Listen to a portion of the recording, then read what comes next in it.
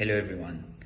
I have already released a detailed statement today regarding the liquidation of funds from the CCF wallet, but I also wanted to make this video in person just to explain the thought process in detail because I believe this really is a historic day in the history of MContent, and this is where we actually make it to the next level. Every business in this world, every disruptive business in this world has always come across this position where they have to justify to the outside world that they're now in a position to become self-sustainable, right? They're now in a position to take it to the next level. They're now in a position to announce themselves to the world, right? In order to announce ourselves to the world, we need to prove our self-sustainability, and self-sustainability for MContent comes through our ecosystem, and our ecosystem is based on the utilization of CCF from day one, since the time we started marketing this project, pitching this project to potential investors. When we created our initial white paper, we've always said that the backbone is the CCF, because the CCF has an automated process to collect funds, and then these funds could be utilized for creation of content, whether that is MOriginals or MSeeds, right? This is where our business lies. Now, unfortunately, because of the market situation, we are in a position right now that it was difficult to utilize the tokens, although they're supposed to be utilized. That's what they are for. The tokens sitting inside the CCF are supposed to be for content creation. That's their purpose, right? And we need to take it to the next level. We need to create those multiple pieces of content. And obviously we did give an option to the community, which we found as an alternate solution, but that did not work out. And now obviously the only solution is to liquidate tokens directly to fund content creation. Now, all of you need to understand that, the charts may not look nice, but at the end of the day, the charts do not matter. I have had some very extensive meetings with some of the leading VCs, institutional investors who've been very, very close to investing into MContent. They've almost come to the level where they have submitted LOIs. The only showstopper that has always come, the only point of concern that has always been raised is the utilization of the CCF, because when you explain the entire business model to them, they love the proposition, they love the ecosystem, they love the platform that we're creating, and they love the idea of the CCF. Their only concern is, how are you going to utilize the CCF to create more content? And we will not become self-sustainable. We will not get positioned as a self-sustainable long-term business entity until we have the courage to start utilizing the funds within the CCF. We have already proven to the world that we can produce world-class content. We've already delivered on that. The world knows about it. We've already proven to the world that we can have a foolproof system for selection of content creators from the pool of our applicants. So we are pretty much there. Now, the only thing that we need to prove is that as a community, we are actually strong enough to start funding the creation of content, whether it is MOriginals or MSeeds, through the CCF. And that is what the CCF is for. And trust me, down the road, there will be a time when we will look back and we will all agree, and we will realize that the charts do not matter. Because these institutional investors, the moment they realize that we were actually able to utilize our CCF funds to create the content that we wanted to do, there are 6 content projects. We've already revealed them to the community. If you haven't already seen them, go check them out. You will understand what's going to happen once all of these projects are produced and when they're being launched. When they're being launched on our own platform, we've also released sneak peeks of the platform. I will also be sharing a clickable prototype with the community, which you can actually click and browse through the entire platform. We're very close to a partnership with an OTT and linear TV platform, which will be announced very soon as well, which will be our first buyer for all of this content that we're creating. But trust me, all of you have to trust me, and you have to trust the team on this process, because this process is all about building self-sustainability, and that will not come until all of us realize and accept the fact that the tokens sitting within the CCF are legally and from a business perspective are supposed to fund content creation. And until and unless we're able to do that, we will not go to the next level. Now, coming back to the issue of the charts, I know it concerns people when they look at the chart, why has the price gone down? But please consider one thing, and I have evaluated multiple projects.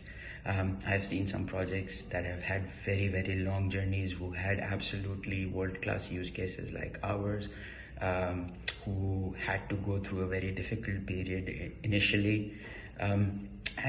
But there is one thing, if they persist, if they were persistent in their effort, if they had genuine belief in their use case, and if the use case has a real world utility, if the use case had a real world monetization in terms of revenue, that project always delivered.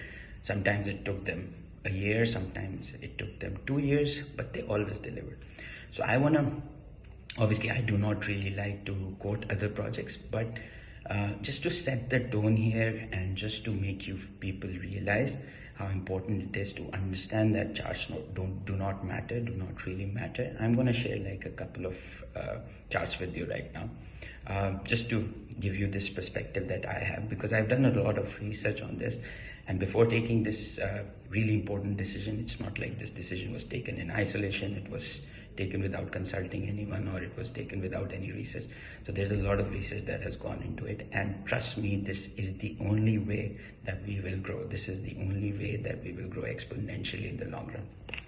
So this is a chart, two charts actually, that I wanted to show. So if you look at the first project here, it is Phantom. You guys know it as FTM, and see where it went. It had like from almost $1 down to I think $0.1 or something, even below that. And it stayed there for very, very long. For months and months it struggled, right? And then all of a sudden its use case starts to kick in, and see where the project is right now. Right now it's sitting at a market cap of $3.8 billion or something.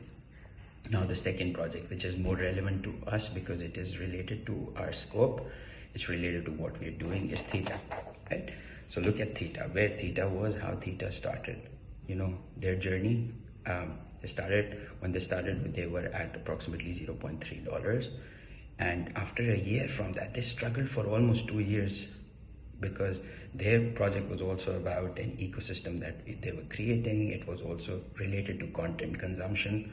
Look at where they were, almost a year down the road.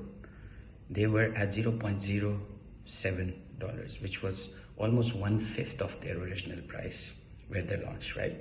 But they kept going, they delivered the platform. The moment they delivered the platform, the moment they delivered real life returns, they started getting those institutional investors. And then all of a sudden, see how they picked up, right? So as soon as both these projects are examples of the fact that as soon as the use case is going to kick in, there will be exponential growth. Theta right now is sitting at a market cap of $7 or $8 billion. They also have a separate utility token, which is called T-Fuel, which is sitting at a market cap of $2 to $3 billion. So this is how projects have grown. They have to sustain. There will always be that ugly chart. Look at these two charts. They're so ugly. This is such an ugly chart. It's such an ugly chart, but both of them are some of the most successful projects, which are related to us in a way that both of them are about real life use cases. Both of them bring real life returns into the project, right? Both of them have created utility, which is connected to something that is consumed in real life, and that is what we're doing. Our token is going to have actual utility within the platform that we're creating, right? And for people who've seen the clickable prototypes, for people who are going to experience them now, you will understand how this ecosystem is going to blow over a period of time. The content that we are producing now with these funds that we have withdrawn, this includes the first documentary film on the rise of Binance and CZ. Do you think the world is not going to know about it? Do you think someone like CZ is not going to market his own film? He's not going to market the film that is going to be about him. Look at some of the other topics that we are covering. The world's first comedy drama series on crypto. It's going to connect with each crypto investor in the world. It's going to resonate with so many people. Look at the story about the SEC and Ripple saga that we are covering, making a documentary film on that. And these are world-class productions. Look at what we're doing with the animated cartoon series, Alex got right. Again, it's something which is going to resonate with every crypto investor. Then look at the seed fund projects that we are funding. Both of these projects are so huge, they're so big, they're not related to blockchain mass adoption, but they are going to bring so many new viewers into our ecosystem. So you guys need to understand that this step that is being taken is absolutely necessary, and this is what's going to define our success going forward, right? And if you're not convinced after looking at these charts, I can also show you another chart, because this chart, I hid the name of the token, but this chart belongs to a crypto which invested into marketing and hype, right? And this project actually had 100x gain. I'm not going to take the name of the project, right? But look what happened after that, because the hype failed. There was no use case. There was no real life utility of that token. There was no business case, right? So 100x gain and then a 200x decline, right? It's not like their team was not committed. It's just like there was no use case. The project was based on hype and marketing. And that's why I keep saying we need to keep producing content. We need to keep working on our platform. We need to work on our use case, and eventually in the long run, we will be successful. And any project which is wasting money into hype creation and marketing will have temporary returns, but in the long run, it will incur huge losses, 100x losses for its investors. Whereas a project like MContent, which is going to have a difficult journey right now, is going to give multi-fold returns to our investors in the long run. And that is the way to do it, and that is the way to go. And as I said in my statement as well, soon there will be a time when the world will realize what we are.